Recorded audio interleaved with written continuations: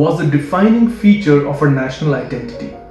It was during the freedom struggle that for the first time in our history, we saw Indians from all regions, religions and languages coming together as one to pursue a common goal: independence from a foreign rule.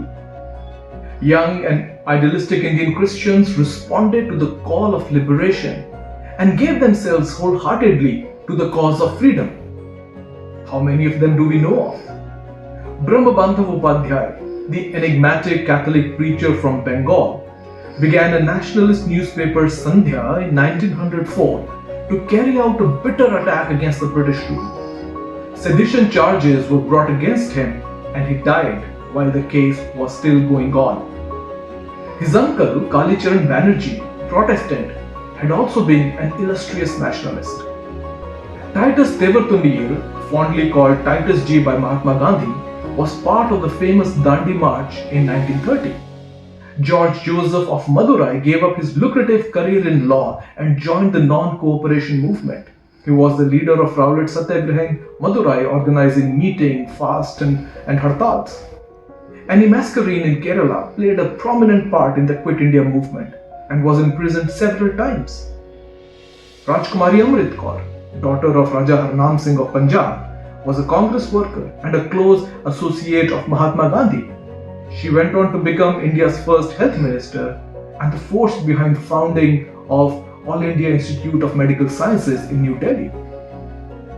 Who can forget the fiery speeches of the brilliant orator JOACHIM, who stood beside Pandit Nehru in Bombay in 1937 to inspire the community to be part of the national struggle. The young intellectual was imprisoned twice and sedition charges were slapped against him for writing strong editorials in his magazine Forum. His wife Violet Hari ALVA was no less remarkable. The daughter of a pastor in Gujarat, she began magazines for women and practiced law, a field dominated by men. After marrying Joachim and having become a mother, she did not give up the passion to fight for India's freedom. In 1942, when she was put behind bars, she took her 5-year-old child with her. She became the first woman deputy speaker of the Rajya Sabha. When she died in 1969, the then Prime Minister said this about her in her obituary in the Lok Sabha. She was not merely a prominent representative of the great Christian community of this nation and one of the best representatives of Indian womanhood, but an example of public worker entrusted in the wider affairs of the society as a whole.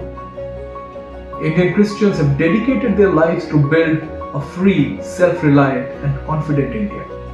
On this Independence Day, may we be inspired by their immense courage and love for their motherland.